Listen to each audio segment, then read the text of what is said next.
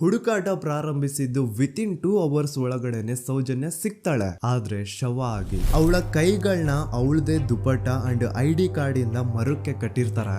And most brutal part is ಅವಳ ಯೋನಿ, ಅವಳ ಏನಿತ್ತು ಅದ್ರ ಒಳಗಡೆ 6 ಇಂಚ್ ಮಣ್ಣು ತುಂಬಿರ್ತಾರೆ. ಓ ಬಿಡಪ್ಪ, ನಮ್ ಪೊಲೀಸ್ ಅವ್ರಿಗೆ ತಮ್ಮ ಡ್ಯೂಟಿ ಮೇಲೆ ಎಷ್ಟೊಂದು ನಿಷ್ಠೆ ಇದೆ, ಒಂದೇ ದಿನದಲ್ಲಿ ಆರೋಪಿನ ಹಿಡಿದ್ ಬಿಟ್ರಲ್ಲ ಅಂತ ಪೊಲೀಸ್ ಅವ್ರ ಮೇಲೆ ಫುಲ್ ಒಂಥರ ಹೊಗಳ್ತಾ ಇರ್ತಾರೆ.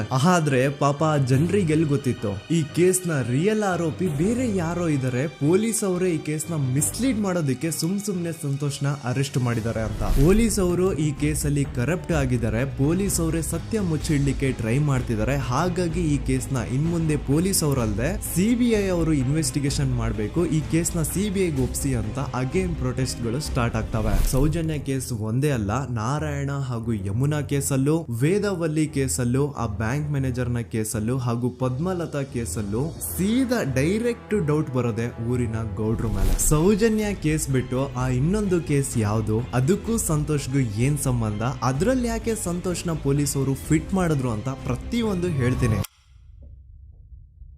ನಾನು ಈ ಚಾನೆಲ್ ನ ಸ್ಟಾರ್ಟ್ ಮಾಡಿದಾಗಿಂದ one of the most requested video ಬಂದು ಸೌಜನ್ಯ ಕೇಸ್ ಬಗ್ಗೆ. ಸರಿ, ನಮ್ ದೂತ ಸಭೆಯ ಪ್ರಜೆಗಳು ಇಷ್ಟೊಂದು ಕೇಳ್ತಿದಾರಲ್ಲ, ಈ ಒಂದು ಕೇಸ್ ಬಗ್ಗೆ ವಿಡಿಯೋ ಮಾಡುವ ಅಂತ ಸೌಜನ್ಯ ಕೇಸ್ ಬಗ್ಗೆ ನಾನು ರಿಸರ್ಚ್ ಸ್ಟಾರ್ಟ್ ಮಾಡಿದೆ. ಅಂಡ್ ಟ್ರಸ್ಟ್ ಮೀ, ಎಷ್ಟೊಂದು ಕಾಂಪ್ಲೆಕ್ಸ್ ಈ ಒಂದು ಕೇಸ್ ಇದೆ ಅಂತಂದ್ರೆ ನನ್ನ ತಲೆನೇ ಕೆಟ್ಬಿಡ್ತು. ಬಟ್ ಡೋಂಟ್ ವರಿ, ನಿಮ್ಗಂತೂ ಪ್ರತಿ ಒಂದನ್ನ ತುಂಬಾ ಸಿಂಪಲ್ ಆಗಿ ಅರ್ಥ ಮಾಡಿಸ್ತೇನೆ. ಅನ್ಕೊಳ್ಳಿ, ಒಂದು ಊರು, ಆ ಊರಲ್ಲಿ ಒಂದು ಗೌಡ್ರ ಕುಟುಂಬ ಇದೆ. ಅಂಡ್ ಆ ಗೌಡ್ರ ಕುಟುಂಬ ತುಂಬಾನೇ ಪವರ್ಫುಲ್, ಲೈಕ್ ನಾವು ಮೂವೀಸ್ ಅಲ್ಲಿ ನೋಡ್ತೀವಲ್ಲ ಹಂಗೆ. ಸೊ ಗೌಡ್ರು ಊರು ಬಂದು ಧರ್ಮಸ್ಥಳ ಅಂತ. ಆ ಒಂದು ಊರಲ್ಲಿ ಇವ್ರಿಗೆ ಸಖತ್ ಕಂಟ್ರೋಲ್ ಇರುತ್ತೆ. ಈವನ್ ಅದೇ ಒಂದು ರೀಜನ್ ಅಲ್ಲಿ ಇರುವಂತಹ ಒಂದು ತುಂಬಾನೇ ಪಾಪ್ಯುಲರ್ ದೇವಸ್ಥಾನನು ಸಹ ಇವರೇ ಕಂಟ್ರೋಲ್ ಮಾಡ್ತಿರ್ತಾರೆ. ಆ ಒಂದು ದೇವಸ್ಥಾನ ಇಂದ ಈ ಗೌಡ್ರ ಕುಟುಂಬಕ್ಕೆ ಎಷ್ಟೊಂದು ದುಡ್ಡು ಬರ್ತಾ ಇರುತ್ತೆ ಅಂತಂದ್ರೆ, ಅದೇ ದುಡ್ಡಲ್ಲಿ ಇವರು ಬೇಜನ್ ಪ್ರೈವೇಟ್ ಪ್ರೈಮರಿ ಅಂಡ್ ಹೈಸ್ಕೂಲ್ಸ್ ನ ಸ್ಥಾಪನೆ ಮಾಡಿರ್ತಾರೆ, ಬೇಜನ್ ಪ್ರೈವೇಟ್ ಮೆಡಿಕಲ್ ಕಾಲೇಜಸ್ ಇರ್ತವೆ, ಅಂಡ್ ಬೇಜನ್ ಪ್ರೈವೇಟ್ ದೊಡ್ಡ ಹಾಸ್ಪಿಟಲ್ಸ್ ಇರ್ತವೆ. ಒಟ್ಟಲ್ಲಿ ಹೇಳ್ಬೇಕು ಅಂತಂದ್ರೆ ದುಡ್ಡಿನ ಸುರಿಮಳೆ ಇವ್ರಿಗೆ. ನೋಡಿ, ನಮ್ಮ ಭಾರತ ದೇಶದಲ್ಲಿ ಒಂದು ಕಾನೂನಿದೆ,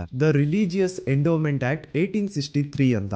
ಬೇಸಿಕಲಿ ಈ ಒಂದು ಕಾನೂನು ಏನ್ ಹೇಳುತ್ತೆ ಅಂತಂದ್ರೆ, ಭಾರತದಲ್ಲಿ ಯಾವ್ದೆಲ್ಲ ಹಿಂದೂ ಟೆಂಪಲ್ಸ್ ಇದಾವೋ ಅವೆಲ್ಲ ಗವರ್ಮೆಂಟ್ ಪ್ರಾಪರ್ಟಿ. ಆ ಹಿಂದೂ ಟೆಂಪಲ್ಸ್ ನ ಮ್ಯಾನೇಜ್ಮೆಂಟ್ ಎಲ್ಲ ಗವರ್ಮೆಂಟ್ ಕೈಗೆ ಹೋಗಿ ಗವರ್ಮೆಂಟ್ ಡಿಸೈಡ್ ಮಾಡುತ್ತೆ ಆ ಮ್ಯಾನೇಜ್ಮೆಂಟ್ ಅಲ್ಲಿ ಯಾರ್ ಕೆಲ್ಸಕ್ಕೆ ಇರಬೇಕು, ಯಾರ್ ಕೆಲ್ಸಕ್ಕೆ ಇರಬಾರ್ದು, ಅಂಡ್ ಆ ಟೆಂಪಲ್ ಇಂದ ಬರ್ತಿರುವಂತಹ ಡೊನೇಷನ್ ಅಮೌಂಟ್ ನ ಏನ್ ಮಾಡ್ಬೇಕು ಅಂತ. ಸೊ ಈ ಒಂದು ಕಾನೂನಿನ ಪ್ರಕಾರ ಗವರ್ಮೆಂಟ್ ಇಂಡಿಯಾದಲ್ಲಿ ಇರುವಂತಹ ಆಲ್ಮೋಸ್ಟ್ ಎಲ್ಲಾ ಹಿಂದೂ ಟೆಂಪಲ್ಸ್ ನ ತನ್ನ ಕಂಟ್ರೋಲ್ ಅಲ್ಲಿ ತಗೋತಾ ಇರ್ಬೇಕಾದ್ರೆ ಗವರ್ಮೆಂಟ್ ಅಫಿಷಿಯಲ್ಸ್ ಧರ್ಮಸ್ಥಳ ಶ್ರೀ ಮಂಜುನಾಥ ದೇವಸ್ಥಾನಕ್ಕೂ ರೀಚ್ ಔಟ್ ಮಾಡ್ತಾರೆ. ಅಂಡ್ ಆಗ ಇಷ್ಟು ದಿನ ಟೆಂಪಲ್ ನ ಕಂಟ್ರೋಲ್ ಮಾಡ್ತಿದ್ದಂತಹ ಆ ಗೌಡ್ರ ಕುಟುಂಬ ಏನ್ ಹೇಳುತ್ತೆ ಗೊತ್ತಾ, ಇಲ್ಲ ಇದು ಹಿಂದೂ ಟೆಂಪಲ್ ಅಲ್ಲ, ಇದು ಜೈನ್ ಫ್ಯಾಮಿಲಿಗೆ ಬಿಲಾಂಗ್ ಮಾಡುವಂತಹ ಒಂದು ಪ್ರೈವೇಟ್ ಟೆಂಪಲ್ ಅಂತ ಹೇಳ್ತಾರೆ. ನಾನು ಇಷ್ಟು ದಿನ ಧರ್ಮಸ್ಥಳ ಶ್ರೀ ಮಂಜುನಾಥ ದೇವಸ್ಥಾನ ಒಂದು ಹಿಂದೂ ಟೆಂಪಲ್ ಅಂತ ಅನ್ಕೊಂಡಿದ್ದೆ, ಆದ್ರೆ ಈಗಷ್ಟೇ ನನಗೂ ಗೊತ್ತಾಗಿದ್ದು ಇದು ಹಿಂದೂ ಟೆಂಪಲ್ ಅಲ್ಲ, ಇದು ಒಂದು ಜೈನ್ ಫ್ಯಾಮಿಲಿಗೆ ಬಿಲಾಂಗ್ ಮಾಡುವಂತಹ ಪ್ರೈವೇಟ್ ಜೈನ್ ಟೆಂಪಲ್ ಅಂತ.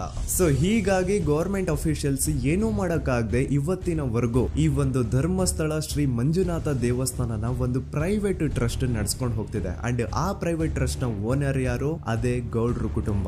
ನೋಡಿ, ನಾನು ಈ ವಿಡಿಯೋದಲ್ಲಿ ಯಾರ್ದನ್ನು ರಿಯಲ್ ನೇಮ್ಸ್ ನ ಬಳಸ್ತಿಲ್ಲ. ಪ್ರೀವಿಯಸ್ಲಿ ಬೇರೆ ಯೂಟ್ಯೂಬರ್ಸ್ ತಮ್ಮ ವಿಡಿಯೋಸ್ ಅಲ್ಲಿ ರಿಯಲ್ ನೇಮ್ಸ್ ನ ಬಳಸಿದ್ದಾರೆ ಅನ್ನೋ ಒಂದೇ ಒಂದು ಕಾರಣಕ್ಕೆ ಅವ್ರ ವಿಡಿಯೋಸ್ ನ ಡಿಲೀಟ್ ಮಾಡಿಸಿದ್ದಾರೆ. ಸೊ ಅವ್ರ ಜೊತೆ ಆಗಿದ್ದು ನನ್ನ ಜೊತೆ ಆಗೋದು ಬೇಡ, ಸತ್ಯ ಮುಚ್ಚೋಗೋದು ನನ್ಗೆ ಇಷ್ಟ ಇಲ್ಲ. ಹಾಗಾಗಿ ನಾನಿಲ್ಲಿ ರಿಯಲ್ ನೇಮ್ಸ್ ನ ಬಳಸ್ತಿಲ್ಲ. ಆದ್ರೆ ನಾನು ಯಾರನ್ನ ಪಾಯಿಂಟ್ ಔಟ್ ಮಾಡಿ ಹೇಳ್ತಿದ್ದೀನಿ ಅನ್ನೋದು ಮಾತ್ರ ನಿಮಗೆ ತುಂಬಾ ಕ್ಲಿಯರ್ಲಿ ಅರ್ಥ ಆಗುತ್ತೆ. Don't worry.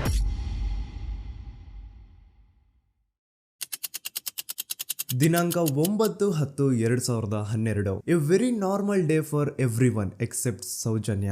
ಧರ್ಮಸ್ಥಳ ಹತ್ರ ಇರುವಂತಹ ಪಂಗಳ್ ಅನ್ನೋ ಒಂದು ಸಣ್ಣ ಹಳ್ಳಿಗೆ ಬಿಲಾಂಗ್ ಮಾಡುವಂತಹ ಸೌಜನ್ಯ ತುಂಬಾನೇ ಒಳ್ಳೆ ಹುಡುಗಿ. SDM ಕಾಲೇಜ್ ಆಫ್ ಉಜ್ರಿಯಲ್ಲಿ 2nd PUC ಓದ್ತಿದ್ದಂತಹ ಇವಳು ತುಂಬಾನೇ ಬ್ರೈಟ್ ಸ್ಟೂಡೆಂಟ್ ಕೂಡ. ಸೊ ಒಂದು ದಿನ ಅಂದ್ರೆ 9 ಅಕ್ಟೋಬರ್ 2012 ಬೆಳಿಗ್ಗೆ 7:30-8 ಗಂಟೆ ಹಾಗೆ ಆಸ್ ಯೂಶುವಲ್ ತನ್ನ ಕಾಲೇಜ್ ಹೋಗೋದಕ್ಕೆ ರೆಡಿ ಆಗ್ತಿರ್ತಾಳೆ. ಅವತ್ತು ಮಂಗಳವಾರದ ದಿನ ಅಂಡ್ ಅವತ್ತು ಲೋಕಲ್ ಫೆಸ್ಟಿವಲ್ ಬೇರೆ ಇರುತ್ತೆ, ಹೊಸ ಅಕ್ಕಿ ಅಂತ. ಈ ಒಂದು ಲೋಕಲ್ ಫೆಸ್ಟಿವಲ್ ದಿನ ಮನೆ ಒಳಗಡೆ ಏನೇ ಅಡುಗೆ ಮಾಡಿದ್ರು ಹೊಸ ಅಕ್ಕಿನೇ ಬಳಸಬೇಕು. ಸೊ ಹೊಸ ಅಕ್ಕಿ ತಂದು ಬ್ರೇಕ್ಫಾಸ್ಟ್ ನ ರೆಡಿ ಮಾಡೋಷ್ಟ್ರಲ್ಲಿ ಸೌಜನ್ಯ ಅವ್ರ ತಾಯಿ ತುಂಬಾ ಲೇಟ್ ಮಾಡ್ತಾರೆ. ಸೊ ಕಾಲೇಜ್ಗೆ ಲೇಟ್ ಆಗ್ತಿದೆ ಅಂತ ಈ ಸೌಜನ್ಯ ಟಿಫಿನ್ ಸಹ ಮಾಡದೆ ಹಾಗೆ ಹೋಗ್ತಾಳೆ. ಅವಳ ತಲೆಯಲ್ಲಿ ಏನಿತ್ತು ಅಂತಂದ್ರೆ, ಹೆಂಗೋ ಇವತ್ತು ಲೋಕಲ್ ಫೆಸ್ಟಿವಲ್ ಬೇರೆ ಇದೆ, ಹಾಗಾಗಿ ಮೇ ಬಿ ಕಾಲೇಜು ಬೇಗ ಬಿಡ್ಬೋದು, ಸೊ ಮಧ್ಯಾಹ್ನ ಡೈರೆಕ್ಟ್ ಮನೆಗೆ ಬಂದು ಊಟ ಬಿಡು ಅಂತ ಅವಳು ಅನ್ಕೊಂಡಿರ್ತಾಳೆ. ಆದ್ರೆ ಕಾಲೇಜ್ ಹೋಗಾದ್ಮೇಲೆ ಗೊತ್ತಾಗುತ್ತೆ ಅವತ್ತು ಅವಳಿಗೆ ಸ್ಪೆಷಲ್ ಕ್ಲಾಸಸ್ ಬೇರೆ ಇದೆ ಅಂತ.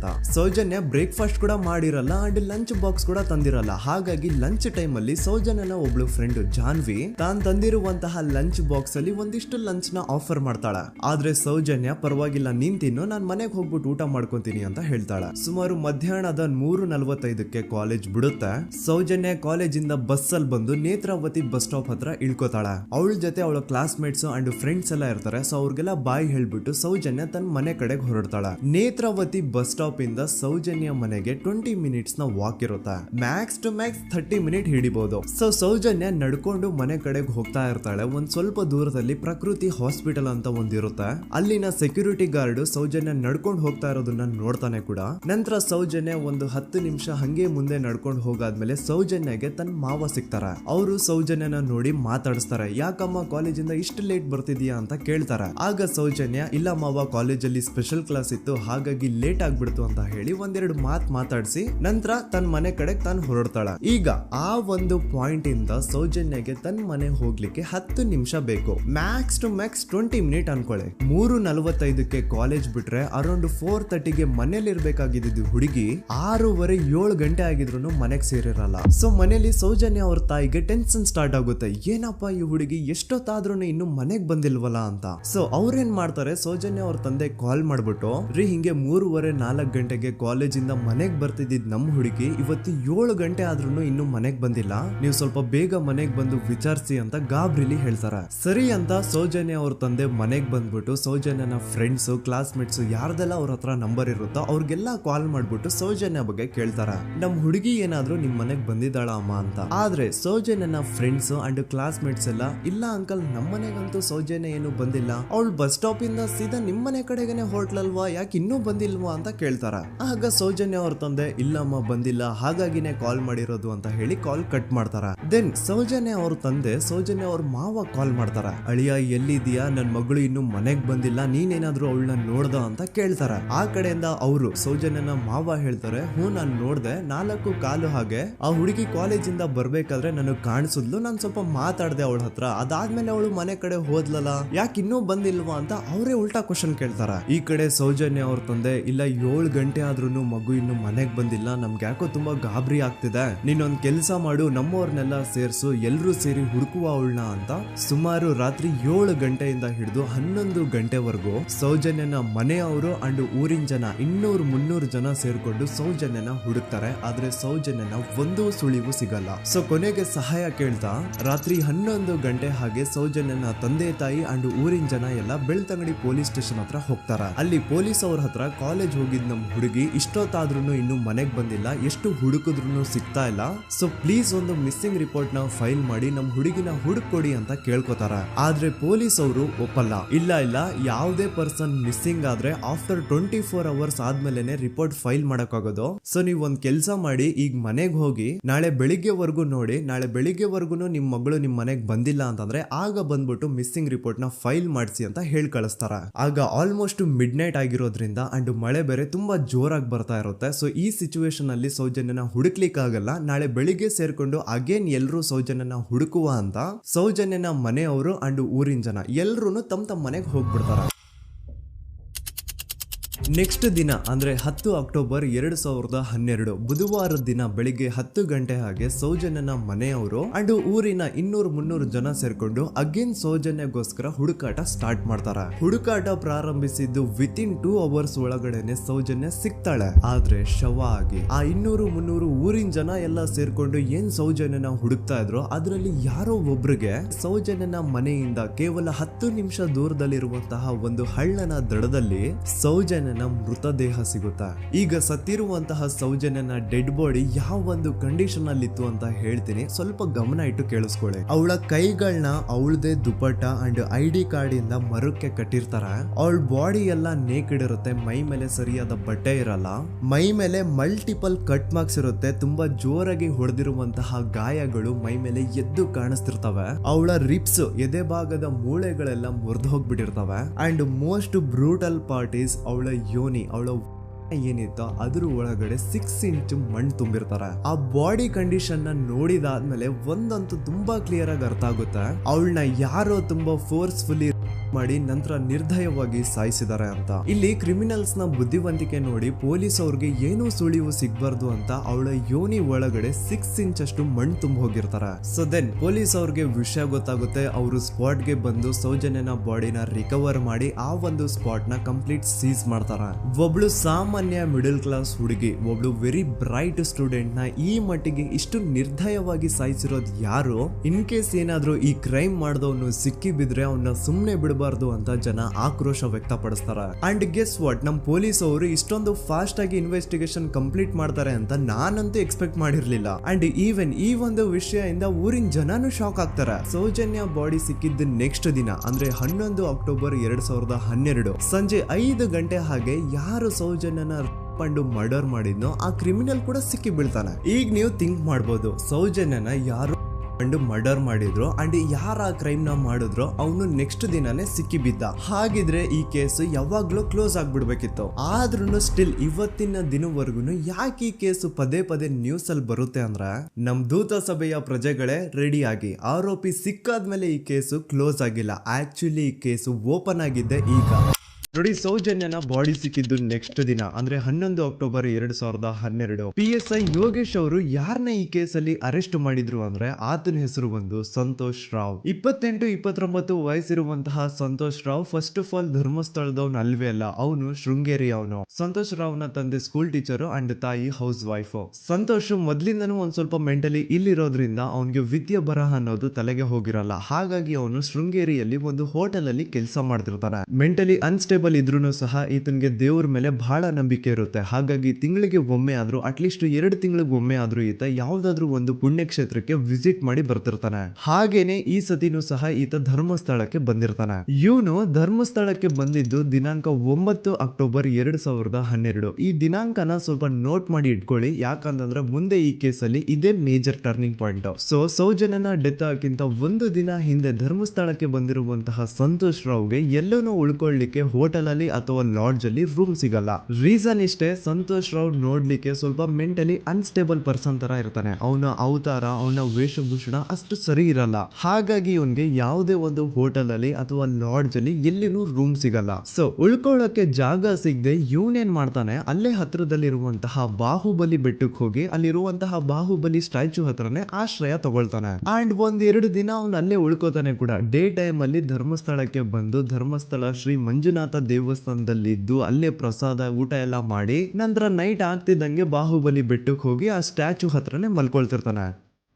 ಸೊ ಒಂದು ದಿನ ಅಂದ್ರೆ 11 ಅಕ್ಟೋಬರ್ 2012 ಸಂಜೆ 5 ಗಂಟೆ ಹಾಗೆ ಈ ಸಂತೋಷ್ ರಾವ್ ತನ್ನ ಪಾಡಿಗೆ ತಾನು ಆ ಬೆಟ್ಟದ ಮೇಲೆ ಕೂತ್ಕೊಂಡು ಸೀನರೀಸ್ ನ ಎಂಜಾಯ್ ಮಾಡ್ತಾ ಇರಬೇಕಾದ್ರೆ ಯಾರೋ ಅದೇ ಊರಿನ 5 ಜನ ಕಿಡಿಗೇಡಿಗಳು ಬಂದು ಇವನ್ ಹತ್ರ ಜಗಳ ತೆಗಿತಾರ. ಈ 5 ಜನ ಯಾರು ಅಂತ ನಂತರ ಹೇಳ್ತೇನೆ. ಸೊ ಈ 5 ಜನ ಕಿಡಿಗೇಡಿಗಳು ಸಂತೋಷ್ ರಾವ್ ಹತ್ರ ಜಗಳ ತೆಗೆದು ಅವನ ಅವಾಚ್ಯ ಶಬ್ದಗಳಿಂದ ಬೈದು ಅವನ್ನ ಹೊಡೆದು, ಅಷ್ಟೇ ಸಾಲದೆ ಆ 5 ಜನ ಸಂತೋಷ್ ರಾವ್ನ ಪೊಲೀಸ್ ಸ್ಟೇಷನ್ಗೆ ಎಳ್ಕೊಂಡ್ ಬಂದು ಇವನು ನಾವು ಬಾಹುಬಲಿ ಬೆಟ್ಟಕ್ಕೆ ಅಂತ ಹೋಗಿದ್ರೆ ಅಲ್ಲಿ ನಮ್ಮ ಮೇಲೆ ಅಟ್ಯಾಕ್ ಮಾಡ್ದ, ಇವ್ನು ನೋಡ್ಲಿಕ್ಕೂ ಸಹ ಒಳ್ಳೆ ಸೈಕೋ ಕಿಲ್ಲರ್ ಇದ್ದಂಗಿದಾನೆ, ನಮ್ಗೆ ಯಾಕೋ ನಿನ್ನೆ ನಮ್ಮ ಊರಲ್ಲಿ ನಡೆದಿರುವಂತಹ ಘಟನೆ ಆ ಸೌಜನ್ಯನ ಪಂಡು ಮರ್ಡರ್ ಇವನೇ ಮಾಡಿದಾನೆ ಅಂತ ಡೌಟ್ ಬರ್ತಿದೆ ಅಂತ ಆ 5 ಜನ ಕಿಡಿಗೇಡಿಗಳು ಸಂತೋಷ್ ರಾವ್ನ ಪೊಲೀಸ್ ಅವ್ರ ಹತ್ರ ಹಾಕೊಡ್ತಾರ. ಅಂಡ್ ಪೊಲೀಸ್ ಅವ್ರು ಕೂಡ ಎಂತವ್ರು ನೋಡಿ, ಯಾರೋ 5 ಜನ ಕಿಡಿಗೇಡಿಗಳು ಬಂದು ಇವನೇ ಕೊಲೆ ಮಾಡಿದಾನೆ ಅಂತ ಹೇಳಿದ ತಕ್ಷಣ ಹಿಂದೆ ಮುಂದೆ ಕ್ರಾಸ್ ಚೆಕ್ ಮಾಡದೆ ಸಂತೋಷ್ ರಾವ್ನ ಅರೆಸ್ಟ್ ಮಾಡಿ ಸೌಜನ್ಯ ಕೇಸ್ನ ಆರೋಪಿ ಸಿಕ್ಕಿದಾನೆ ಅಂತ ಎಲ್ಲಾ ಕಡೆ ಘೋಷಣೆ ಮಾಡ್ಬಿಡ್ತಾರ. ಜನರಿಗೆ ಈ ಕಡೆ ಒಂಥರ ನೆಮ್ಮದಿ, ಓ ಬಿಡಪ್ಪ ನಮ್ ಪೊಲೀಸ್ ಅವ್ರಿಗೆ ತಮ್ಮ ಡ್ಯೂಟಿ ಮೇಲೆ ಎಷ್ಟೊಂದು ನಿಷ್ಠೆ ಇದೆ, ಒಂದೇ ದಿನದಲ್ಲಿ ಆರೋಪಿನ ಹಿಡಿದ್ಬಿಟ್ರಲ್ಲ ಅಂತ ಪೊಲೀಸ್ ಅವ್ರ ಮೇಲೆ ಫುಲ್ ಒಂಥರ ಹೊಗಳ್ತಾ ಇರ್ತಾರೆ. ಆದ್ರೆ ಪಾಪ ಜನರಿಗೆ ಎಲ್ಲಿ ಗೊತ್ತಿತ್ತು ಈ ಕೇಸ್ ನ ರಿಯಲ್ ಆರೋಪಿ ಬೇರೆ ಯಾರೋ ಇದಾರೆ, ಪೊಲೀಸ್ ಅವರೇ ಈ ಕೇಸ್ ನ ಮಿಸ್ಲೀಡ್ ಮಾಡೋದಕ್ಕೆ ಸುಮ್ನೆ ಸಂತೋಷ್ ನ ಅರೆಸ್ಟ್ ಮಾಡಿದ್ದಾರೆ ಅಂತ. ಸೊ ಸಂತೋಷ್ ರಾವ್ ಒಂದು ಹುಡುಗಿಯ ರೇಪ್ ಅಂಡ್ ಮರ್ಡರ್ ಕೇಸ್ ಅಲ್ಲಿ ಅರೆಸ್ಟ್ ಆಗಿದ್ದಾನೆ ಅನ್ನೋ ವಿಷಯ ಸಂತೋಷ್ ನ ತಾಯಿಗೆ ಗೊತ್ತಾದಾಗ ಅವ್ರ ಪಾಪ ನೋವಲ್ಲಿ ಕುರ್ಗಿ ಸಾಯ್ತಾರ. ಅಂಡ್ ಇನ್ನು ಅವ್ರ ತಂದೆ ಒಂದು ಕಡೆ ಪಾಪ ಹೆಂಡತಿನ ಕಳ್ಕೊಂಡಿರುವಂತಹ ನೋವು, ಇನ್ನೊಂದು ಕಡೆ ಮಗ ನೋಡಿದ್ರೆ ಯಾವ್ದೋ ಫಾಲ್ಸ್ ಕೇಸ್ ಅಲ್ಲಿ ಅರೆಸ್ಟ್ ಆಗಿದ್ದಾನೆ. ಈ ಕಡೆ ಕೇಸ್ ನ ಇನ್ವೆಸ್ಟಿಗೇಷನ್ ನಡೀತಾ ಇದೆ. ಅಂಡ್ ಇಲ್ಲಿ ನಾನು PSI ಯೋಗೇಶ್ ಅವ್ರ ಬಗ್ಗೆ ಅಂತೂ ಮೆನ್ಷನ್ ಮಾಡ್ಲೇಬೇಕು. ಈ ಪೊಲೀಸ್ ಆಫೀಸರು ಗೊತ್ತಿದ್ದು ಈ ತಪ್ಪನ ಮಾಡಿದ್ರು ಅಥವಾ ಗೊತ್ತಿಲ್ದೇನೆ ಈ ತಪ್ಪನ ಮಾಡಿದ್ರು ನನ್ಗಂತೂ ಗೊತ್ತಿಲ್ಲ.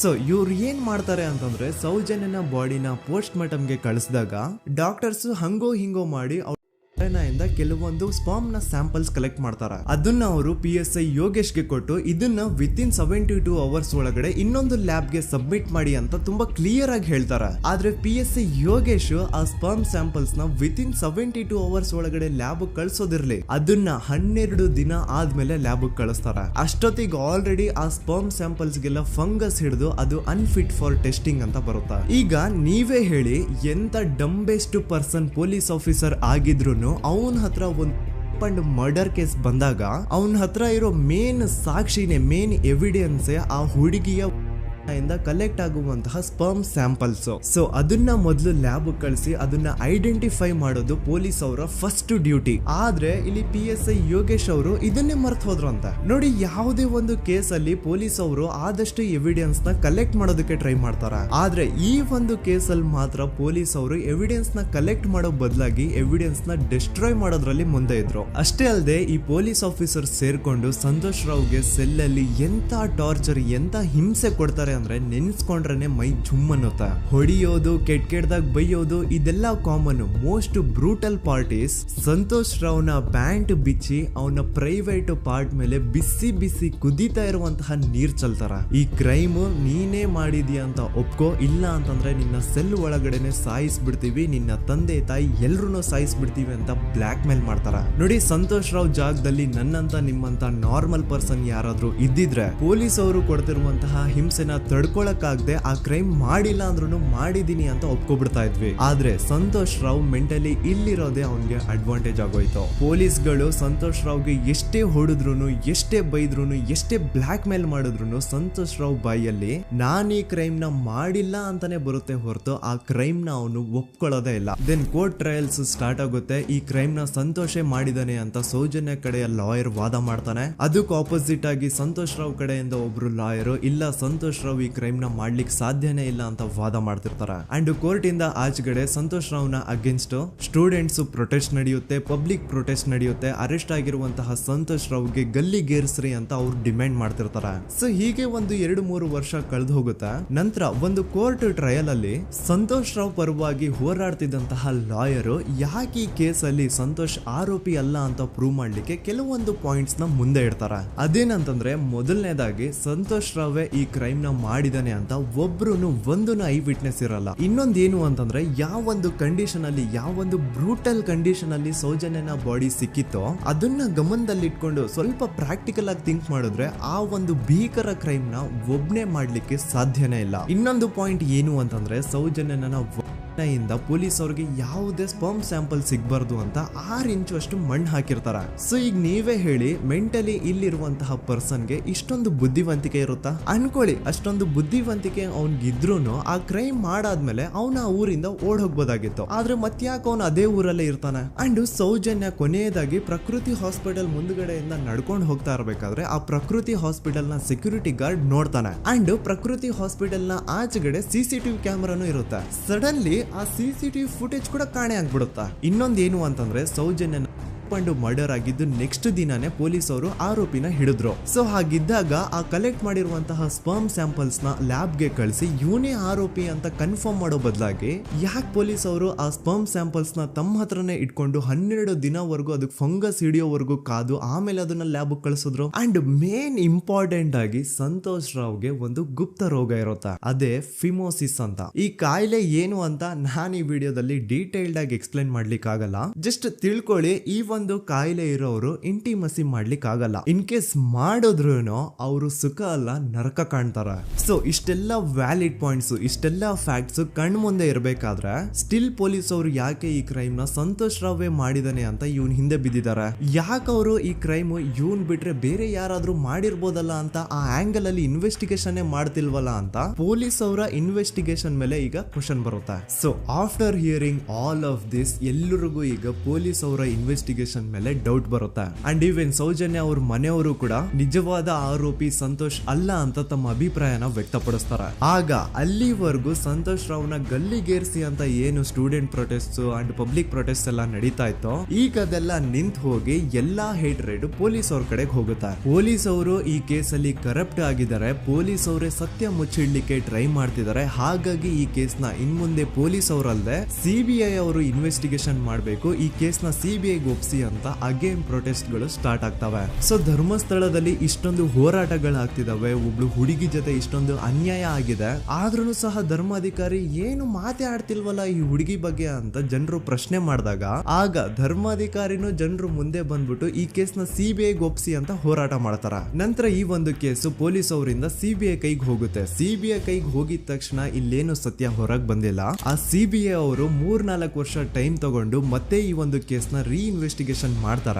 ಆದ್ರೆ ಅಲ್ಲೇನು ಇನ್ವೆಸ್ಟಿಗೇಷನ್ ಮಾಡ್ಲಿಕ್ಕೆ ಉಳ್ದೇ ಇರಲ್ಲ. ಆ ಪೊಲೀಸ್ ಅವರು ಅವ್ರ ಕೈಯಲ್ಲಿ ಈ ಕೇಸು ಇದ್ದಷ್ಟು ದಿನ ಎಷ್ಟಾಗುತ್ತೋ ಅಷ್ಟು ಎವಿಡೆನ್ಸ್ ನ ಡಿಸ್ಟ್ರಾಯ್ ಮಾಡ್ಬಿಟ್ಟಿರ್ತಾರ. ಸೊ ಹಾಗಾಗಿ ಅಲ್ಲಿ ಸಿಬಿಐ ಅವ್ರಿಗೆ ಇನ್ವೆಸ್ಟಿಗೇಷನ್ ಮಾಡ್ಲಿಕ್ಕೆ ಏನ್ ಉಳ್ದೇ ಇರಲ್ಲ. ಆದ್ರೂ ಸ್ಟಿಲ್ ಅವರು 3-4 ಇಯರ್ಸ್ ಟೈಮ್ ತಗೊಂಡು ನಂತರ ಫೈನಲಿ ಒಂದು ರಿಪೋರ್ಟ್ ನ ಕೋರ್ಟ್ ಗೆ ಸಬ್ಮಿಟ್ ಮಾಡ್ತಾರ.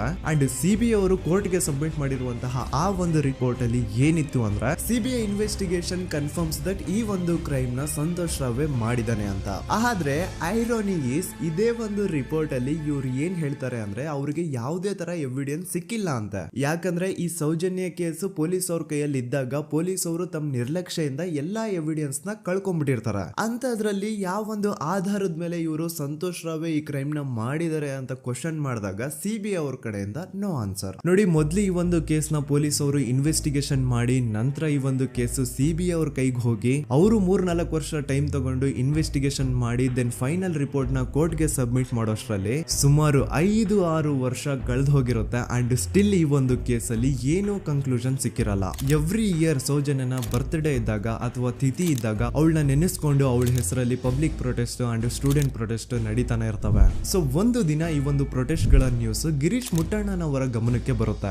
ಯಾರು ಈ ಗಿರೀಶ್ ಮುಟ್ಟಣ್ಣನವರ ಅಂದ್ರೆ ಇವರು very honest X police man. ನೀವು ನಂಬಲ್ಲ, ಇವ್ರು ಪೊಲೀಸ್ ಆಫೀಸರ್ ಇದ್ದಾಗ ಪಬ್ಲಿಕ್ ಅಲ್ಲಿ ಒಬ್ಬ MLA ಹೊಡೆದಿರ್ತಾರ. ಅಷ್ಟೇ ಅಲ್ಲ, ಪೊಲೀಸ್ ಡಿಪಾರ್ಟ್ಮೆಂಟ್ ಅಲ್ಲಿ ಕರಪ್ಷನ್ ಇದೆ, ಕರಪ್ಷನ್ ಇದ್ದಿದ್ ಕಡೆ ನಾನ್ ಇರಲ್ಲ ಅಂತ ಹೇಳ್ಬಿಟ್ಟು ತಮ್ಮ ಪೊಲೀಸ್ ಡ್ಯೂಟಿನ ಬಿಟ್ಬಿಟ್ಟು ಈಗ ಸಮಾಜದಲ್ಲಿ ಏನೇ ಅನ್ಯಾಯ ಆಗಿದ್ರು ಅದ್ರ ಅಗೇನ್ಸ್ಟ್ ವಾಯ್ಸ್ ರೈಸ್ ಮಾಡ್ತಿದಾರ. ಸೊ ಈ ಗಿರೀಶ್ ಮುಟ್ಟಣ್ಣನವರಿಗೆ ಸೌಜನ್ಯ ಕೇಸ್ ಬಗ್ಗೆ ಗೊತ್ತಾದಾಗ ಅವ್ರಿಗೆ ಈ ಕೇಸು ತುಂಬಾನೇ ಕಾಡುತ್ತೆ. ಅಲ್ಲ, ಇಷ್ಟೊಂದು ವರ್ಷಗಳಾಗೋಯ್ತು ಆ ಹುಡುಗಿ ಜೊತೆ ಅನ್ಯಾಯ ಆಗಿ, ಸ್ಟಿಲ್ ಈ ಒಂದು ಕೇಸ್ ನ ಕನ್ಕ್ಲೂಷನ್ ಸಿಕ್ತಿಲ್ವಲ್ಲ, ಏನ್ ನಡೀತಿದೆ ಧರ್ಮಸ್ಥಳದಲ್ಲಿ ಅರ್ಥ ಆಗ್ತಿಲ್ವಲ್ಲ ಅಂತ ಈ ಗಿರೀಶ್ ಅವರು ತಮ್ಮ ಹಳೆ ಪೊಲೀಸ್ ಕಾಂಟ್ಯಾಕ್ಟ್ಸ್ ನ ಯೂಸ್ ಮಾಡ್ಕೊಂಡು ಆ ಸೌಜನ್ಯ ಕೇಸ್ ಫೈಲ್ ನ ಒಂದು ಕಾಪಿನ ತಮ್ಮ ಹತ್ರ ತರಿಸ್ಕೋತಾರ. ಆ ಒಂದು ಕೇಸ್ ಫೈಲ್ ಅಲ್ಲಿ ಸೌಜನ್ಯ ಬಗ್ಗೆ ಅಷ್ಟೇ ಅಲ್ಲದೆ ಸಂತೋಷ್ ರಾವ್ ಬಗ್ಗೆನೂ ಇನ್ಫಾರ್ಮೇಶನ್ ಇರುತ್ತೆ. ಅಂಡ್ ಗಿರೀಶ್ ಅವರು ಸಂತೋಷ್ ಬಗ್ಗೆ ಇರುವಂತಹ ಇನ್ಫಾರ್ಮೇಶನ್ ನೋಡ್ತಾ ಇರ್ಬೇಕಾದ್ರೆ ಅವರು ಒಂದು ವಿಷಯನ ನೋಟಿಸ್ ಮಾಡ್ತಾರ. ಅದೇನಂತಂದ್ರೆ ಪೊಲೀಸ್ ಅವರು ಸಂತೋಷ್ ರಾವ್ನ ಬರೀ ಸೌಜನ್ಯ ಕೇಸಲ್ಲಿ ಒಂದೇ ಫಿಟ್ ಮಾಡಿರಲ್ಲ, ಸೌಜನ್ಯ ಸಾಯೋಕ್ಕಿಂತ 20 ದಿನ ಹಿಂದೆ ಧರ್ಮಸ್ಥಳದಲ್ಲೇ ನಡೆದಿರುವಂತಹ ಒಂದು ಕ್ರೈಮ್ ಅಲ್ಲಿನೂ ಸಹ ಸಂತೋಷ್ ರಾವ್ ಆರೋಪಿ ಅಂತ ಮೆನ್ಷನ್ ಮಾಡಿರ್ತಾರ. ಸೊ ಸೌಜನ್ಯ ಕೇಸ್ ಬಿಟ್ಟು ಆ ಇನ್ನೊಂದು ಕೇಸ್ ಯಾವುದು, ಅದಕ್ಕೂ ಸಂತೋಷ್ಗೂ ಏನ್ ಸಂಬಂಧ, ಅದ್ರಲ್ಲಿ ಯಾಕೆ ಸಂತೋಷ್ನ ಪೊಲೀಸ್ ಅವರು ಫಿಟ್ ಮಾಡಿದ್ರು ಅಂತ ಪ್ರತಿಯೊಂದು ಹೇಳ್ತೀನಿ. ಆದ್ರೆ ನಾನಿಲ್ಲಿ ಯಾರ್ದು ರಿಯಲ್ ನೇಮ್ಸ್ ನ ಬಳಸಲ್ಲ. ಯಾಕಂದ್ರೆ ಮುಂದೆ ಕೇಸಲ್ಲಿ ತುಂಬಾ ದೊಡ್ಡ ಪವರ್ಫುಲ್ ವ್ಯಕ್ತಿಗಳ ಹೆಸರುಗಳು ಬರ್ತವೆ. ಅಂಡ್ ನನ್ ವಿಡಿಯೋ ಯೂಟ್ಯೂಬ್ ಇಂದ ಡಿಲೀಟ್ ಆಗೋದು ನನ್ಗೆ ಇಷ್ಟ ಇಲ್ಲ. ಹಾಗಾಗಿ ನಾನಿಲ್ಲಿ ಯಾರ್ದು ರಿಯಲ್ ನೇಮ್ಸ್ ನ ಬಳಸ್ತಿಲ್ಲ. ಬಟ್ ಯಾರ ಬಗ್ಗೆ ಹೇಳ್ತಿದ್ದೀನಿ ಅಂತ ಒಂದ್ ಸ್ವಲ್ಪ ನೀವೇ ಅರ್ಥ ಮಾಡ್ಕೊಳ್ಳಿ. ನೋಡಿ, ಧರ್ಮಸ್ಥಳದಲ್ಲಿ ಮಾಫಿಯಾ ಕೈಂಡ್ ಆಫ್ ನಡೆಸ್ತಿರುವಂತಹ ಒಂದು ವೆರಿ ಪವರ್ಫುಲ್ ಗೌಡ್ರು ಕುಟುಂಬ ಇದೆ. ಇವ್ರ ಹತ್ರ ಬೇಜನ್ ಆಸ್ತಿ, ಬೇಜನ್ ದುಡ್ಡು, ಬೇಜನ್ ಪವರ್, ಬೇಜನ್ ಇನ್ಫ್ಲೂಯೆನ್ಸ್ ಎಲ್ಲಾನು ಇದೆ. ಆ ಊರಲ್ಲಿ ಈ ಗೌಡ್ರು ಕುಟುಂಬದ್ದು ಎಷ್ಟೊಂದು ಕಂಟ್ರೋಲ್ ಇದೆ ಅಂತಂದ್ರೆ ಅವ್ರನ್ನ ಎದುರು ಹಾಕೊಳ್ಳೋರೆ ಯಾರು ಇಲ್ಲ. ಅಂಡ್ ಈ ಒಂದು ಗೌಡ್ರು ಕುಟುಂಬ ಒಂದು ಪ್ರೈವೇಟ್ ಟ್ರಸ್ಟ್ ಹೆಸರಲ್ಲಿ ಒಂದು ವೆರಿ ಪಾಪ್ಯುಲರ್ ದೇವಸ್ಥಾನನ ಸುಮಾರು ವರ್ಷಗಳಿಂದ ತಲೆ ಮಾರುಗಳಿಂದನೂ ನಡ್ಸ್ಕೊಂಡ್ ಬಂದಿರ್ತಾರ. ಅದೇ ಒಂದು ದೇವಸ್ಥಾನದಲ್ಲಿ 60 ವರ್ಷ ವಯಸ್ಸಾಗಿರುವಂತಹ ನಾರಾಯಣ ಅನ್ನೋ ಒಬ್ಬ ವ್ಯಕ್ತಿ ಮಾವುತನಾಗಿ ಕೆಲಸ ಮಾಡ್ತಿರ್ತಾನೆ. ನಾರಾಯಣ ಅವ್ರ ತಂದೆನೂ ಅದೇ ದೇವಸ್ಥಾನದಲ್ಲಿ ಮಾವುತಾಗಿ ಕೆಲಸ ಮಾಡ್ತಾ ಇದ್ರು, ಅವ್ರ ತಂದೆನೂ ಅದೇ ದೇವಸ್ಥಾನದಲ್ಲಿ ಮಾವುತಾಗಿ ಕೆಲಸ ಮಾಡ್ತಾ ಇದ್ರು. ಸೊ ಹೀಗೆ ತಲೆ ಮಾರುಗಳಿಂದ ಮಾವುತಾಗಿನೇ ನಾರಾಯಣನ ಕುಟುಂಬ ಆ ಒಂದು ದೇವಸ್ಥಾನದಲ್ಲಿ ಕೆಲಸ ಮಾಡ್ತಾ ಇರುತ್ತೆ. ಸೊ ಒಮ್ಮೆ ತುಂಬಾ ವರ್ಷಗಳ ಹಿಂದೆ ನಾರಾಯಣ ಅವ್ರ ತಂದೆ ಆ ದೇವಸ್ಥಾನದಲ್ಲಿ ಮಾವುತಾಗಿ ಕೆಲಸ ಮಾಡ್ತಾ ಇರ್ಬೇಕಾದ್ರೆ ಆಗಿನ ದೇವಸ್ಥಾನದ ಧರ್ಮಾಧಿಕಾರಿ ಆ ಮಾವುತನ ಕೆಲ್ಸದ ಮೇಲೆ ಇರುವಂತಹ ನಿಷ್ಠೆ, ಅವನ ನಿಯತ್ತು ಅಂಡ್ ತಲೆಮಾರುಗಳಿಂದ ಅವರು ದೇವಸ್ಥಾನಕ್ಕೆ ಸಲ್ಲಿಸ್ತಿರುವಂತಹ ಸೇವೆನ ಮೆಚ್ಚಿ ಆ ಧರ್ಮಾಧಿಕಾರಿ ಆ ನಾರಾಯಣ ಅವ್ರ ತಂದೆ ಆ ಮಾವುತನಿಗೆ ಒಂದು ಜಮೀನ್ ಕೊಡ್ತಾರೆ ಆಸ್ ಎ ಗಿಫ್ಟ್ ಆಗಿ. ಸೊ ಈಗ ಫ್ಲಾಶ್ ಬ್ಯಾಕ್ ಇಂದ ಒಂದ್ ಸ್ವಲ್ಪ ಮುಂದೆ ಬರುವ 2010-11ರಲ್ಲಿ ಯಾವೊಂದು ಜಮೀನ ಆಗಿನ ಧರ್ಮಾಧಿಕಾರಿ ನಾರಾಯಣ ಅವ್ರ ತಂದೆಗೆ ಆಸ್ ಎ ಗಿಫ್ಟ್ ಆಗಿ ಕೊಟ್ಟಿದ್ರು, ಈಗ ನಾರಾಯಣ ಅವ್ರ ತಂದೆ ಸತ್ ಹೋಗಿ ಆ ಒಂದು ಜಮೀನು ನಾರಾಯಣ ಹೆಸರಿಗೆ ಆಗಿರುತ್ತೆ. ಅಂಡ್ ಆಗಷ್ಟೇ ಗೊತ್ತಾಗುತ್ತೆ ಆ ಜಮೀನ ವೆರಿ ಆಪೋಸಿಟ್ ಒಂದು ದೊಡ್ಡ ಹೈವೇ ಬರ್ತಿದೆ ಅಂಡ್ ಅದರಿಂದ ಜಮೀನ ರೇಟು 10 ಪಟ್ಟು ಜಾಸ್ತಿ ಆಗುತ್ತೆ ಅಂತ. ಸೊ ಈ ವಿಷಯ ಗೊತ್ತಾಗಿ ನೋಡಿ ದಾನ ಮಾಡಿದಂತಹ ಧರ್ಮಾಧಿಕಾರಿ ಅಂತೂ ಸತ್ ಹೋದ್ರು, ಆದ್ರೆ ಅವ್ರ ಮುಂದಿನ ಪೀಳಿಗೆ ಅವ್ರಿಗೆ ಈ ಜಮೀನ್ ಮೇಲೆ ಕಣ್ಬಿದ್ದು ನಾರಾಯಣ ಅವ್ರ ಹತ್ರ ಆ ಜಾಗನ ವಾಪಸ್ ಕೇಳ್ತಾರೆ. ಆದ್ರೆ ನಾರಾಯಣ ಕೊಡಲ್ಲ. ಇಲ್ಲ ನಾನ್ ಯಾಕೆ ಕೊಡ್ಲಿ, ನಮ್ ತಂದೆಯಿಂದ ಸಿಕ್ಕಿರುವಂತಹ ಜಮೀನ್ ಇದು, ನಮ್ ತಂದೆಯ ಕೊನೆ ಗುರುತು ಇದು ನನ್ನ ಹತ್ರ ಇರೋದು, ಸೊ ಇದನ್ನ ನಾನು ಯಾವುದೇ ಕಾರಣಕ್ಕೂ ಬಿಟ್ಕೊಡಲ್ಲ ಅಂತ ಆ ಗೌಡ್ರು ಕುಟುಂಬನ ನಾರಾಯಣ ಎದುರು ಹಾಕೋತಾರ. ಆಗ ಗೌಡ್ರು ಕುಟುಂಬದವ್ರಿಗೆ ಕೋಪ ಬಂದು ಅವ್ರೇನ್ ಮಾಡ್ತಾರೆ ಅಂದ್ರೆ ನಾರಾಯಣ ಮನೆಗೆ ನೀರಿನ ಸಪ್ಲೈ ಇರುತ್ತಲ್ವಾ ಅದನ್ನ ಬಂದ್ ಮಾಡ್ತಾರ, ಎಲೆಕ್ಟ್ರಿಸಿಟಿ ಸಪ್ಲೈನು ಕಟ್ ಆಫ್ ಮಾಡ್ತಾರ, ಊರಲ್ಲಿರುವಂತಹ ಎಲ್ಲಾ ಚರಂಡಿಗಳನ್ನ ಕ್ಲೀನ್ ಮಾಡಿ ಆ ಕಸ ಏನಿರುತ್ತೋ ಅದನ್ನ ತಂದು ನಾರಾಯಣ ಮನೆ ಮುಂದೆ ಹಾಕ್ತಾರ. ಇಷ್ಟೇ ಅಲ್ಲ, ನಾರಾಯಣ ಅವ್ರ ಹೆಂಡತಿ ಮಕ್ಕಳು ಎಲ್ಲಾದ್ರೂ ಆಚೆ ಹೋಗ್ತಾ ಬರ್ತಾ ಇದ್ರೆ ಅವ್ರನ್ನ ಕೆಟ್ಟದಾಗ ಬೈಯೋದು, ಹೊಡ್ಕೊಳ್ಳೋದು, ಬಡ್ಕೊಳ್ಳೋದೆಲ್ಲ ಮಾಡ್ತಿರ್ತಾರ. ಇಷ್ಟೆಲ್ಲ ಆಗ್ತಾ ಇದ್ರು ಸ್ಟಿಲ್ ನಾರಾಯಣ ಮಾತ್ರ ಆ ಜಾಗನ ಬಿಟ್ಕೊಡಲ್ಲ. ಆ ಜಾಗದ್ಗೋಸ್ಕರ ನೀನ್ ಬೇಕಿದ್ರೆ ಇದನ್ನೆಲ್ಲ ಸಹಿಸ್ಕೊಂಡಿರಪ್ಪ, ನಮ್ ಕೈಲಂತೂ ಆಗಲ್ಲ ಅಂತ ನಾರಾಯಣನ ಹೆಂಡತಿ ಮಕ್ಕಳು ಅವನ್ನ ಬಿಟ್ಟು ಬೇರೆ ಊರಿಗೆ ಹೋಗ್ಬಿಡ್ತಾರ. ಈಗ ಮನೆಯಲ್ಲಿ ನಾರಾಯಣ ಅಂಡ್ 45 ವರ್ಷ ವಯಸ್ಸಿರುವಂತಹ ನಾರಾಯಣ ಅವ್ರ ತಂಗಿ ಯಮುನಾ ಅವ್ರು ಮಾತ್ರ ಇಬ್ರೇ ಇರ್ತಾ ಇದ್ರು. ಸೊ ಒಂದೊಳ್ಳೆ ಅವಕಾಶ ನೋಡ್ಕೊಂಡು 21 ಸೆಪ್ಟೆಂಬರ್ 2012 ಮನೆಯಲ್ಲಿ ನಾರಾಯಣ ಹಾಗೂ ಯಮುನಾ ಇರ್ಬೇಕಾದ್ರೆ ಯಾರೋ ಮನೆ ಒಳಗಡೆ ನುಗ್ಗಿ ನಾರಾಯಣನ್ಗೆ ಹೊಡೆದು ಯಮುನಾಗೂ ಸಹ ಹೊಡೆದು ನಂತರ ಅವಳು ಮಾಡಿ ದೆನ್ ನಾರಾಯಣ ಹಾಗೂ ಯಮುನನ ತಲೆನ ಒಂದು ರುಬ್ಬೋ ಗುಂಡಿಂದ ಚಚ್ಚಿ ಸಾಯಿಸ್ಬಿಡ್ತಾರ. ಈ ಕೊಲೆ ಆಗಿದ್ದು ಕಳ್ಳತನಗೋಸ್ಕರ ಅಂತ ಪೊಲೀಸ್ ಅವರು ತಮ್ಮ ರಿಪೋರ್ಟ್ ಅಲ್ಲಿ ಬರೀತಾರ. ಆದ್ರೆ ಪಾಯಿಂಟ್ ಏನ್ ಗೊತ್ತಾ, ಆ ಮನೇಲಿ ಒಂದ್ ಸ್ವಲ್ಪನೂ ಹಣ ಆಗ್ಲಿ ಅಥವಾ ಬಂಗಾರ ಆಗ್ಲಿ ಕಳ್ಳತನ ಆಗಿರಲ್ಲ. ಕಳ್ಳತನ ಆಗಿರೋದು ಕೇವಲ ಆ ಮೇನ್ ರೋಡ್ ಅಲ್ಲಿ ಇದ್ದಂತಹ ಪ್ರಾಪರ್ಟಿ ಪೇಪರ್ಸ್.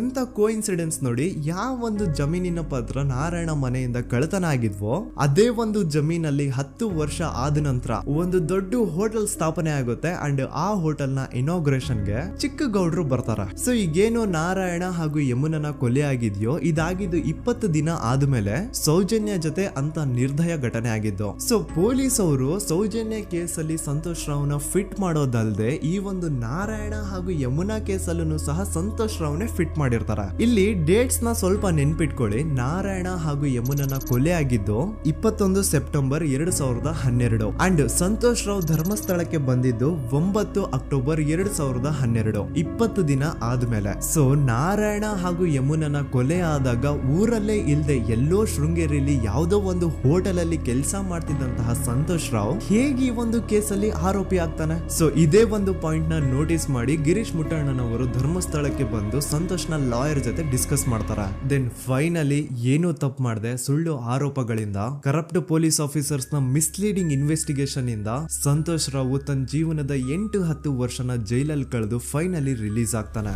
ಒಂಥರ ಈ ಕೇಸಿಂದ ಸಂತೋಷ್ ರಾವ್ನ ಇಡೀ ಲೈಫ್ ಸ್ಪಾಯ್ಲ್ ಆಗೋಯ್ತು. ಈಗ ಸಂತೋಷ್ ರಾವ್ ರಿಯಲ್ ಆರೋಪಿ ಅಲ್ಲ ಅಂತ ಕೋರ್ಟ್ ಅಲ್ಲಿ ಪ್ರೂವ್ ಆಯ್ತು. ಹಾಗಿದ್ರೆ ರಿಯಲ್ ಆರೋಪಿ ಯಾರು? ಪೊಲೀಸ್ ಅವರು ಯಾಕೆ ಕೇಸಲ್ಲಿ ಇಷ್ಟೊಂದು ಅನ್ಫೇರ್ ಇನ್ವೆಸ್ಟಿಗೇಷನ್ ಮಾಡಿದ್ರು?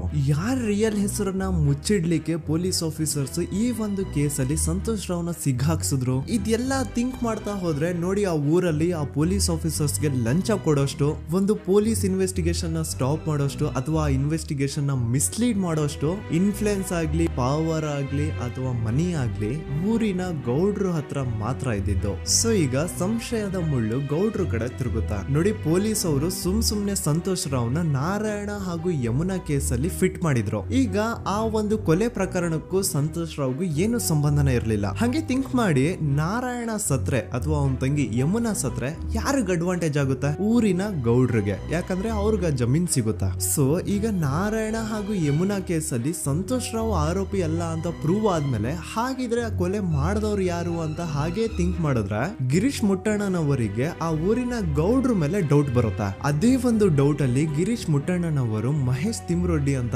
ಇನ್ನೊಬ್ರ ಜೊತೆ ಸೇರ್ಕೊಂಡು ಈ ಹಿಂದೆ ಆ ಒಂದು ಊರಲ್ಲಿ ಆ ಧರ್ಮಸ್ಥಳದಲ್ಲಿ ಈ ಊರಿನ ಗೌಡ್ರು ಯಾವ್ದಾವ್ದೆಲ್ಲ ಕ್ರೈಮ್ಗಳು ಮಾಡಿದಾರೆ ಅಂತ ಊರಿನ ಜನರಿಂದ ತಿಳ್ಕೊತಾರ. ನಂತರ ಆ ಊರಿನ ಜನ ಯಾವ್ದಾವ್ದೆಲ್ಲ ಮ್ಯಾಟರ್ಸ್ ಹೇಳಿದ್ರು ಆ ಕೇಸ್ ಫೈಲ್ಸ್ ನೆಲ್ಲ ತಿರುಗಿಸಿ ಮುರುಗಿಸಿ ನೋಡಿದಾಗ ನೀವು ನಂಬಲ್ಲ, ಸೌಜನ್ಯ ಕೇಸ್ ಏನೇನು ಅಲ್ಲ, ಅದಕ್ಕಿಂತ ಭೀಕರ ಕೊಲೆಗಳು ಧರ್ಮಸ್ಥಳದಲ್ಲಿ ಆಗಿವೆ ಅಂಡ್ ಎಲ್ಲಾ ಕೊಲೆಗಳ ಹಿಂದೆ ಗೌಡ್ರು ಕುಟುಂಬದ್ದೇ ಕೈ ಇದೆ ಅಂತ ಎದ್ದು ಕಾಣಿಸುತ್ತೆ. 1977 ವೇದಾವಲ್ಲಿ ಕೇಸ್. ಅಂಡ್ ಈ ಒಂದು ಪ್ರೈವೇಟ್ ಸ್ಕೂಲು ಬೇರೆ ಯಾರ್ದು ಅಲ್ಲ, ಆ ಗೌಡ್ರು ಕುಟುಂಬದ. ಈ ಸ್ಕೂಲ್ ಅಲ್ಲಿ 1977 ಅಲ್ಲಿ ವೇದಾವಲ್ಲಿ ಅಂತ ಒಬ್ರು ಟೀಚರ್ ವರ್ಕ್ ಮಾಡ್ತಿರ್ತಾರ. ವೇದಾವಲ್ಲಿ ಆ ಟೀಚರ್ ಜಾಬ್ಗೆ ತುಂಬಾನೇ ಓವರ್ ಕ್ವಾಲಿಫೈಡ್. ಅವರ ಕ್ವಾಲಿಫಿಕೇಶನ್ಸ್ ನ ಗಮನದಲ್ಲಿ ಇಟ್ಕೊಂಡ್ರೆ ಅವ್ರಿಗೆ HM ಅಥವಾ ಪ್ರಿನ್ಸಿಪಲ್ ನ ಪೋಸ್ಟ್ ಸಿಗ್ಬೇಕು. ಆದ್ರೂ ಸಹ ವೇದಾವಲ್ಲಿ ಆಸ್ ಎ ಟೀಚರ್ ಆಗಿನೇ ಕೆಲಸ ಮಾಡ್ಕೊಂಡು ಹೋಗ್ತಿರ್ತಾರ. ಒಮ್ಮೆ ಏನಾಗುತ್ತೆ, ಸ್ಕೂಲ್ ಅಲ್ಲಿ ಪ್ರಿನ್ಸಿಪಲ್ ನ ಪೋಸ್ಟ್ ಖಾಲಿ ಆಗುತ್ತೆ ಅಂಡ್ ಆ ಒಂದು ಪೋಸ್ಟ್ ಗೆ ಎಲ್ರು ಏನ್ ಅನ್ಕೊಳ್ತಾರೆ, ವೇದಾವಲ್ಲಿನೇ ಸೆಲೆಕ್ಟ್ ಮಾಡೋದು ಅಂತ. ಆದ್ರೆ ವೇದಾವಲ್ಲಿಯ ಕ್ಯಾಸ್ಟ್ ಬೇರೆ ಇದೆ ಅನ್ನೋ ಒಂದೇ ಒಂದು ಕಾರಣಕ್ಕೆ ಆ ಪ್ರಿನ್ಸಿಪಲ್ ನ ಪೋಸ್ಟ್ ವೇದಾವಲ್ಲಿಗೆ ಸಿಗದೆ ಬೇರೆ ಯಾರನ್ನೋ ತಂದು ಕೂರಿಸ್ಬಿಟ್ಟಿರ್ತಾರ. ಇದರಿಂದ ಟೀಚರ್ ವೇದಾವಲ್ಲಿಗೆ ತುಂಬಾ ಕೋಪ ಬಂದು ಅವ್ರ ಸ್ಕೂಲ್ ಮುಂದೆ ಪ್ರೊಟೆಸ್ಟ್ ಮಾಡೋದ್ ಸ್ಟಾರ್ಟ್ ಮಾಡ್ತಾರ. ಅಂಡ್ ಈ ವಿಷಯ ಸ್ಕೂಲ್ ನ ಓನರ್ಸ್ ಗೆ ಇಷ್ಟ ಆಗಲ್ಲ. ಸೊ ಅವರು ಆ ಕೋಪನ ಹಾಗೆ ಮನ್ಸಲ್ಲಿ ಇಟ್ಕೊಂಡಿರ್ತಾರ. ಒಮ್ಮೆ ಏನಾಗುತ್ತೆ, ಸ್ಕೂಲ್ ರಜೆ ಇರುತ್ತೆ, ವೇದಾವಲ್ಲಿ ಮನೇಲಿ ಇರ್ತಾರ ಅಂಡ್ ಅವ್ರ ಹಸ್ಬೆಂಡ್ ಡಾಕ್ಟರ್ ಅರಳೆ ಅವ್ರಿಗೆ ಯಾವ್ದೋ ಬೇರೆ ಊರಲ್ಲಿ ಒಂದು ಕಾಲೇಜ್ ಅಲ್ಲಿ ಸೆಮಿನಾರ್ ಏನೋ ಇರುತ್ತೆ. ಸೊ ಅವರು ಅಲ್ಲಿಗೆ ಹೋಗಿರ್ತಾರೆ. ಈಗ ಮನೇಲಿ ಇರೋದು ವೇದಾವಲ್ಲಿ ಒಂದೇ. ಇದೇ ಒಂದು ಅವಕಾಶನ ನೋಡ್ಕೊಂಡು ಯಾರೋ ವೇದಾವಲ್ಲಿ ಅವ್ರ ಮನೆಗೆ ನುಗ್ಗಿ ವೇದಾವಲ್ಲಿಗೆ ಹೊಡೆದು ನಂತರ ಅವ್ರನ್ನ ಜೀವಂತವಾಗಿ ಸುಟ್ಬಿಡ್ತಾರ. ಸ್ವಲ್ಪ ಹೊತ್ತು ನಂತರ ರಾತ್ರಿ ಆಗ್ತಿದ್ದಂಗೆ ಡಾಕ್ಟರ್ ಅರಳೆ ಅವರು ಮನೆಗೆ ವಾಪಸ್ ಬರ್ತಾರೆ ಅಂಡ್ ಮನೆ ಒಳಗಡೆ ಬಂದ್ ನೋಡಿದ್ರೆ ವೇದಾವಲ್ಲಿ ಅವರು ಸತ್ ಹೋಗಿ ಅವರ ಬಾಡಿ ಸುಟ್ ಹೋಗಿ ನೆಲದ ಮೇಲೆ ಬಿದ್ದಿದೆ. ಹೆಂಡತಿನ ಕಳ್ಕೊಂಡಿರುವಂತಹ ದುಃಖನ ಸೈಡ್ಗೆ ಇಟ್ಟು ಡಾಕ್ಟರ್ ಅರಳೆ ಅವರು ಮೊದ್ಲು ಪೊಲೀಸ್ ಸ್ಟೇಷನ್ ಹೋಗ್ಬಿಟ್ಟು ನಮ್ ಮನೆಗೆ ನಾನು ಇಲ್ದೇ ಇರುವಂತಹ ಸಮಯನ ನೋಡ್ಕೊಂಡು ಯಾರೋ ಮನೆ ಒಳಗಡೆ ನುಗ್ಗಿ ನನ್ನ ಹೆಂಡತಿನ ಹೊಡೆದು ನಂತರ ಅವಳನ್ನ ತುಂಬಾ ಭೀಕರವಾಗಿ ಸಾಯಿಸಿದರೆ ಅಂತ ಪೊಲೀಸ್ ಅವ್ರಿಗೆ ರಿಪೋರ್ಟ್ ಕೊಡಕ್ ಹೋದ್ರೆ ಅಲ್ಲಿ ಪೊಲೀಸ್ ಅವರು ಉಲ್ಟಾ ಡಾಕ್ಟರ್ ಅರಳೆ ಮೇಲೆನೆ FIR ಬರ್ದು ನೀನೇ ನಿನ್ ಹೆಂಡತಿನ ಸಾಯಿಸಿದ್ಯಾ, ನಾಟಕ ಮಾಡಬೇಡ ಅಂತ ಅವ್ರನ್ನೇ ಅರೆಸ್ಟ್ ಮಾಡ್ಬಿಡ್ತಾರ. ನಂತರ 2-3 ವರ್ಷ ಜೈಲಲ್ಲೇ ಇದ್ದು ಡಾಕ್ಟರ್ ಅರಳೆ ಅವರು ತಮ್ಮ ಫ್ರೆಂಡ್ಸ್ ಅಂಡ್ ಫ್ಯಾಮಿಲಿ ಮೂಲಕ ಎವಿಡೆನ್ಸ್ ನೆಲ್ಲ ಕಲೆಕ್ಟ್ ಮಾಡಿಸಿ ತಾನ ಕೊಲೆನ ಮಾಡಿಲ್ಲ, ತಾನ್ ತನ್ನ ಹೆಂಡತಿನ ಸಾಯಿಸಿಲ್ಲ ಅಂತ ಕೋರ್ಟ್ ಅಲ್ಲಿ ಪ್ರೂವ್ ಮಾಡ್ಕೊಂಡು ಜೈಲಿಂದ ರಿಲೀಸ್ ಆಗ್ತಾರ. ಸೊ ಈಗ ಡಾಕ್ಟರ್ ಅರಳೆ ಅವರು ಈ ಒಂದು ಕ್ರೈಮ್ ನ ಮಾಡಿಲ್ಲ ಅಂತಂದ್ರೆ ವೇದಾವಲ್ಲಿನ ಅಷ್ಟು ಭೀಕರವಾಗಿ ಸಾಯಿಸಿದವ್ರು ಯಾರು, ಈ ವಿಷಯ ಇವತ್ತಿನವರೆಗೂ ಗೊತ್ತಾಗಿಲ್ಲ.